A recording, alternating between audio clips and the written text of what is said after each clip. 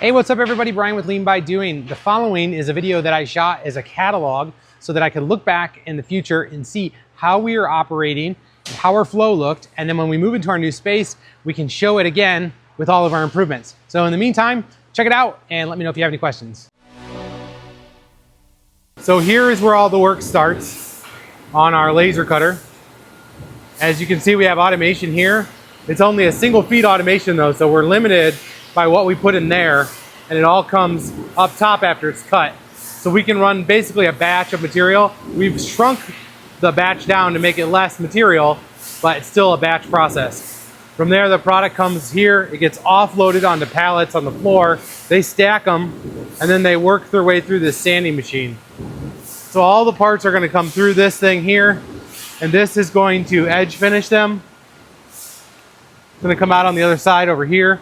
From here, they're restacking onto pallets, which then get our FIFO back in order.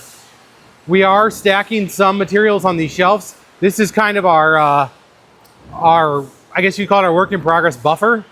So we have stripped this down to where we weren't using this. So we had product going straight from here to the brake press, but as soon as anything happens, either with this machine or that machine, we're dead in the water. So we are building a little bit of a buffer up. These are our two brake presses.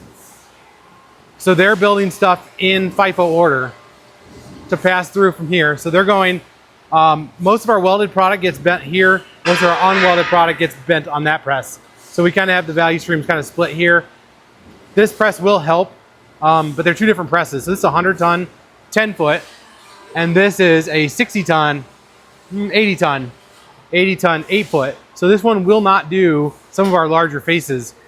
I have a third press coming on the new building. It's the same one as this. So I'll have two of these versions that do all of our product, and then this one, which we're going to stick to keep continuing to use it for small product. From there, they stage it here, and this is our FIFO lane for fabrication. These are our fabrication cells. We have a 3-person cell here, and we have a 3-person cell over here. We flex these all around. I'll do a little explanation on that. So have a robot over here, so product does flow over here to get welded on the robot. Most of the product comes off the robot, has to then get staged in this FIFO lane and come back through fabrication. So depending on the product, we deploy these either as silo cells, 2-man teams, or 3-man teams. When it's set up as a 3-man team, like this one over here, the first person starts the product.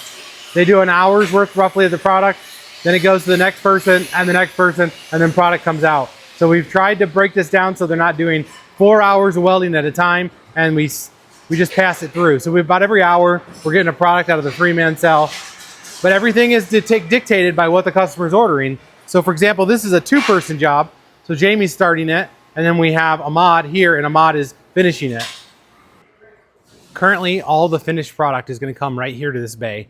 We're using these carts that are coming from packaging, and I'll show you that in a minute. But these are our transport carts because we do have to go across the parking lot. So we are staging all this product here. It's double handling, but it is what it is for now. When we go to the new building, powder coat will be part of our process, so it'll just go from the same transport carts. So all of this stuff is stuff that's getting finished and has to go over to powder coat. All right, so out this door, my powder coating is over here. So I'll walk you over there. So now we're reaching our powder coating department. And as I said, it's a batch system.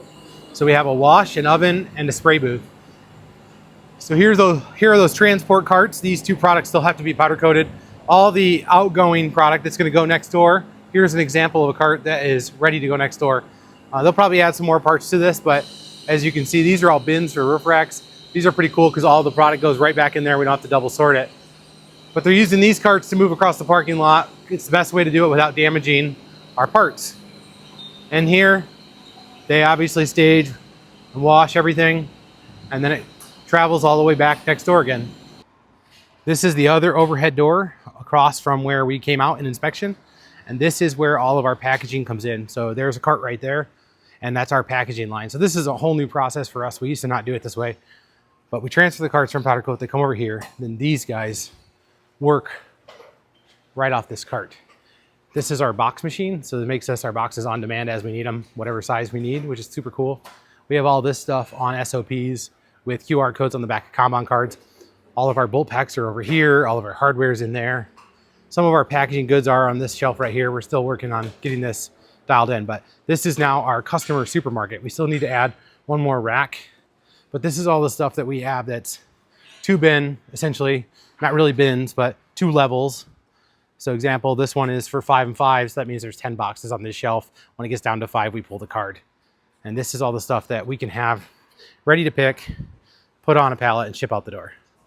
I know that really oversimplifies everything, and there's a lot of stuff in between, but it kind of gives you an idea what our flow looks like and what our building looks like currently. Obviously, it's all going to change when we go into a new facility and we sequence everything differently, as opposed to just how we have to fit into this building and work around the infrastructure that we put in years and years ago.